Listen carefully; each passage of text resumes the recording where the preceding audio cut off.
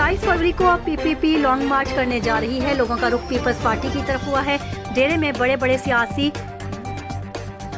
बुर्ज peoples party में शामिल हुए। अवाम हुकूमत से तंग है। हम अपोजिशन की जमातों को दावा देते हैं। हुकूमत ने बल्दियाती इलेक्शन से राय फरार इख्तियार की। इलेक्शन कमीशन से मुतालबा है सुप्रीम कोर्ट जाएं। बल्दियाती इलेक्शन का दूसरा मरहला हो। जब बलोचिस्तान पार्टी बोलेगी तो हुकूमत का खात्मा है।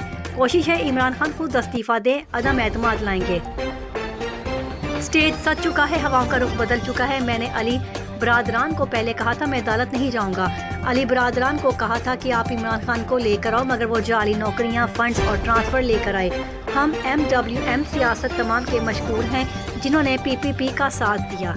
इलेक्शन कमीशन ऑफ पाकिस्तान ने उमर अमीन गंडापुर की नाहली का जो आज तारीखी फैसला दिया, हक और सच की फतह है। 15 दिसंबर को जो बल्दियाती इलेक्शन वफाकी वजीर, उनके भाई सूबाई वजीर अपने भाई की इलेक्शन कैंपेन चला रहे थे, वो सब जानते हैं। मीडिया की खबरों में आया जिस पर इलेक्शन कमीशन ने नोटिस लिया। फिर सिटी मीर के इलेक्शन में वफाकी वजीर पैसों का लालच देकर तरक्याती कामों का लालच दिया, बिल्कुल इसी तरह जिस तरह कश्मीर गिलगित में इलेक्शन में उन्होंने किया था।